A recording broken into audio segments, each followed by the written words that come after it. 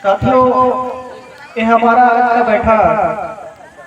गोंडवाना गौड़ महासभा का विस्तार और सेक्टर प्रभारी और अध्यक्ष, कोषाध्यक्ष, सचिव, उपाध्यक्ष को हम लोग जिला स्तर से जो हम लोग का सूरजगढ़ जिला जो बहुत बड़ा जिला है ना, 5-6 ब्लॉक के अंतर्गत आता है, तो जिला स्तर पे हम लोग को काम करने में, गांव स्तर पर पहुंचने में थोड़ा समय लग जाता था। इसलिए हम लोग सोचे कि इसको सेक्टर स्तर पर अगर हम लोग 10 पंचायत, 15 पंचायत, 8 पंचायत को एक सेक्टर के रूप में हम लोग अगर बैठ के और उसको बनाकर काम करेंगे तो हमारा संस्कृति और हमारा परंपरा और रिलीजन जो हमारा गौड़ समाज का रीति रिवाज है, तीज त्योहार है, उसमें हमको विस्तार करने के लिए और समझने के लिए और कार्य योजना बनाने के लिए हम लोग को थोड़ा सा आसानी होगा। क्योंकि हमारे सियान लोग जो है धोती छाप वाले, वो लोग तो अपना रूढ़ी परंपरा संस्कृति और तीज त्योहार को बढ़िया से मान रहे हैं और जान रहे हैं और करते आ रहे हैं। इसकी वजह से हमारा आज त्योहार, हमारा रूढ़ी प्रथा और संस्कृति तीज त्योहार 25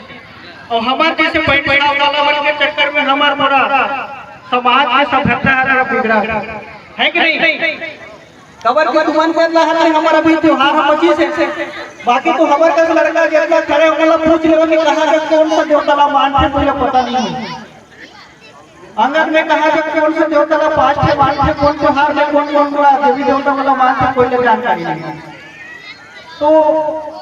मैं हमारे जितने भी यहाँ पर पढ़े लिखे हुए साथी जो लोग हैं उन लोग को मैं बताना चाहूंगा कि आप लोग अभी से अपने जो दाऊ है, दादा है, दादी है, उन लोग से पूछ कर एक कॉपी में लिखे रहिए कि पिताजी नवाखाई में कहाँ जा कौन सा देवता माना, एकादशी में कौन सा देवता कहाँ जा माना है, ये जानकारी हमला होना चाहिए। नवाखाई में कौन जगह लगते, कौन कौन देवता और क्या हमारे कर्मा त्योहार में जो मुख्य त्योहार है हमारे सर पूजा के, उनमें भी हम कौन कौन सा देवी देवता मानता है, ये भी जानकारी होना चाहिए। कबर की हमारे जितना भी युवा पीढ़ी है, चाहे वो लड़की हो चाहे लड़का हो,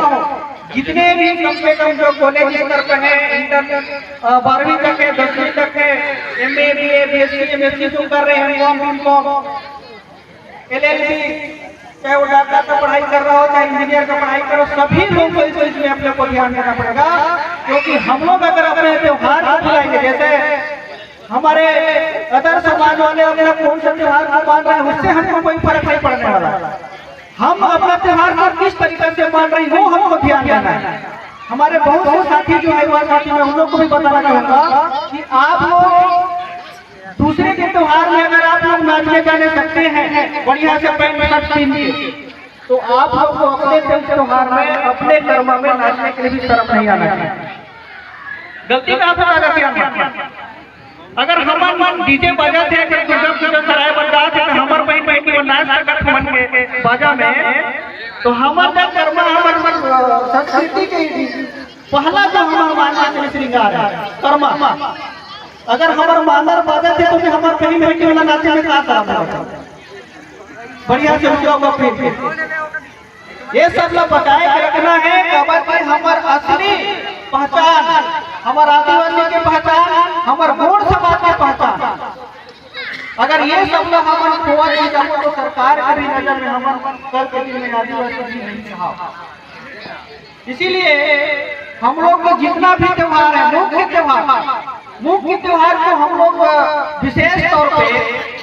संरक्षण करने के लिए, उसको बचाने के लिए, उस संस्कृति को बचा कर रखने के लिए, हमारे विरासत को संजो कर रखने के लिए हम लोग सामाजिक तौर पर अपने अपने घर में मनाते हैं। लेकिन उसको मुख्य तौर पर कभी कभी हम लोग को गाँव के सियान के साथ, युवा साथियों के साथ बैठ कर उसको सामाजिक तौर पर ऐसी हम लोग को मनाना पड़ेगा कल के दिन में। क्योंकि धीरे धीरे हमारा त्योहार में जो नाचने की परंपरा है वो धीरे धीरे खत्म हो रहा है।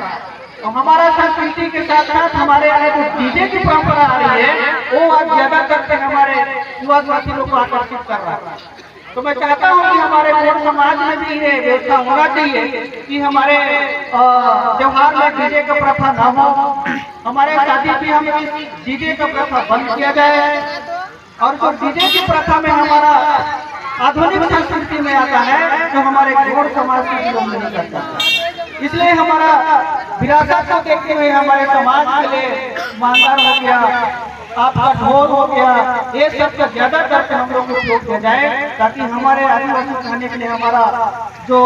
शासन के नियमानुसार से भी जो हमारे आदिवासी समाज के अनुसार से भी वो परंपरा हमारा जीवित रहेगा। इसके लिए ज्यादा बढ़ावा देना है और उसको ज्यादा ध्यान देंगे और सबके संबंधित इस कार्यक्रम को सामाजिक तौर पर भी हम लोग को सार्वजनिक कर्मा भी करना पड़ेगा। और सार्वजनिक कर्मा को हम लोग को कर्मा प्रतियोगिता के नाम से नहीं करना है, उसको सार्वजनिक तौर पर सामूहिक तौर पर दर्शाई से हम लोग करते हैं गाँव में उस टाइप से करना है। क्योंकि हमारा आदिवासी का वो परंपरा में है कि हम लोग उसको कोई भी हमारा त्योहार या नाचने का जो होता है तो प्रतियोगिता में नहीं आता, लेकिन हम लोग आज की जनरेशन में प्रतियोगिता के रूप में करते हैं, उसमें किसी को फर्स्ट इनाम, किसी को सेकेंड इनाम, किसी को थर्ड इनाम, ऐसे ऐसा नहीं करना है। क्योंकि टीम जो नाचने के लिए आते हैं उससे कम से कम 15 से 20 टीमें आती हैं, तो आप किसको किसको प्रथम और दूसरे सेकेंड मिलेगा, क्योंकि हमारा ही समाज को भी करने वाला प्रतियोगिता कराया जाता है, वो भी हमारा ही समाज का काम है। तो इस प्रतियोगिता को समाप्त करके हम लोग को सामूहिक नृत्य में करना है और हम लोग का गौड़ समाज का ही व्यवस्था है कि हम लोग सामूहिक नृत्य ही करते हैं। एक साइड हमारे बहन भी नाचते हैं, एक साइड हमारे भाई भी नाचते हैं, एक साइड हमारे महावर भी नाचते हैं। ऐसे ही हमारे बिहार के द्वारा जो चला देंगे ओला भी जीवित रखना है, क्योंकि आदिवासियों का मुख्य त्योहार कर्मा जो है, जो हम लोग को सरकार के अनुसार सरगुजा का मुख्य त्योहार माना जाता है, उसको भी हम लोग को बचाए रखना है। और दूसरी बात मैं ये चाहता कि हमारे गौड़ समाज की बैठक में कि हमारे जितने भी बस्ती सेक्टर के अंतर्गत जितने भी सदस्य और उपाध्यक्ष और अध्यक्ष नियुक्त हुए हैं वो सब लोग को मैं बताना चाहूंगा कि आप लोग अपने अपने गांव में सब लोग हमारे समाज का सतरंगी झंडा बांधना है, क्योंकि वो सतरंगी झंडा ही हमारा पहचान करेगा कि ये हमारा गौड़ समाज का घर है। क्योंकि मुसलमान समाज को देखिएगा कि वो अपने घर में अपना झंडा हमेशा बांध के रखते हैं, तो आपको ये समझ में आता है कि ये मुसलमान समाज भाई का घर है। पुराना समाज को देखिएगा वो अपने घर के ऊपर में अपना सफेद व्हाइट कलर का झंडा बांधे रहता है, आपको ये समझ में आता है कि ये पुराना समाज का घर है। तो हमको ये विशेष तौर पर ध्यान देना पड़ेगा, जितने भी हमारे गौड़ समाज हैं, गौड़ समाज युवा हो, युवती हो, सियान हो, बुजुर्ग हो, आप अपने घर में हमेशा ये अभियान करना चाहिए कि हर घर में सतरंगी झंडा लहराना चाहिए। क्योंकि अगर हम गौड़ हैं तो हमारा गौड़ समाज का झंडा डंडा को रखने में अगर हमको शर्म आता है तो हम किस प्रकार का करेंगे। इसलिए अपने इसकी पहचान, सबसे बड़ी पहचान है हमारा, हर कोई जानता है कि गौड़ समाज का सतरंगी झंडा रहता है, तो इसको भी एक विशेष तौर से अभियान चलाना है कि हर घर में सतरंगी झंडा लहराना चाहिए। दूसरी बात है कि हम लोग का समाज के अनुसार से, गौड़ समाज के अनुसार से मरना में, दशकर्म में, मिट्टी संस्कार में और विवाह संस्कार में, ये सब में ज्यादा करके कफन लेके नहीं जाना है। उसका अगर मिट्टी संस्कार का कार्यक्रम है तो मिट्टी संस्कार के कार्यक्रम में होकर नजदीकी रिश्तेदार पर बहन बेटी जवान ये टाइप से लेके जाए। तो हम लोग का दायित्व बनता है कि हम लोग उस घर को 1 किलो चावल और 20 रुपया लेके जाना है तो सहयोग के तौर पर करने के लिए। तो इसको भी थोड़ा ध्यान देना है। कोई भी गौड़ भाई के घर में कार्यक्रम होता है, वो गरीब हो चाहे अमीर हो, चाहे वो मीडियम परिवार का हो, चाहे वो किसान परिवार का हो, चाहे वो गवर्नमेंट में कर्मचारी एम्प्लॉय है, सबके घर में हम लोग को जब भी जाते हैं अगर वो छठी का कार्यक्रम हो तो भी हम लोग 1 किलो चावल और 50 रुपया, चाहे 10 रुपया, चाहे 20 रुपया लेके जाना है। चाहे वो मिट्टी संस्कार का कार्यक्रम हो तब भी लेके जाना है, दशकर्म संस्कार का कार्यक्रम है तब भी लेके जाना है, शादी का कार्यक्रम हो तब भी लेके जाना है। क्योंकि दादाजी का भी यही कहना था, दादा हीरा सिंह मरकाम भी यही बोलते थे कि हमको 1 किलो चावल को हम लोग को गुड़वाना मजबूत करना, गुड़वाना समाज को मजबूत करना। तो ये इस अभियान को चलाते चलाते हमारा बुढ़वाना बैंक भी खुला था और चल भी रहा है। तो इसको हम लोग को समाज को डेली हम लोग एक चावल भी अपने को संगठित करना है और एक चावल को हर महीना उसको डेली एक जो खाने के लिए हम लोग चावल लेकर आते हैं। शाम को एक परिवार के दूध परिवार के जिसके घर में खाना बनता है उसको उसमें से एक मीठा निकाल के रखना है और महीना में उसको बैठक करके जो हमारा मंडल बना है वो चावल को कलेक्ट करके उसको आप लोग को अपना आर्थिक स्थिति को मजबूत करेगा। वो भी हमारे आय का साधन बनेगा। क्योंकि अगर हम लोग शाम को दिन भर अगर ज्यादा शाम को अगर थोड़ा कम भी खा लेंगे तो नहीं मर जाएगा। और दूसरी बात मैं बताना चाहूँगा कि आप जितने भी हमारे पास साथी हैं, जितने भी हमारे युवा व्यक्ति साथी हैं जो बेरोजगार हैं, उन लोग को विशेष तौर पे अपने धर्म संस्कृति के साथ साथ अपने रूढ़ी प्रथा के साथ साथ अपने तीज त्योहार के साथ साथ उसको कभी उसके साथ खिलवाड़ नहीं करना है। क्योंकि अगर हमारा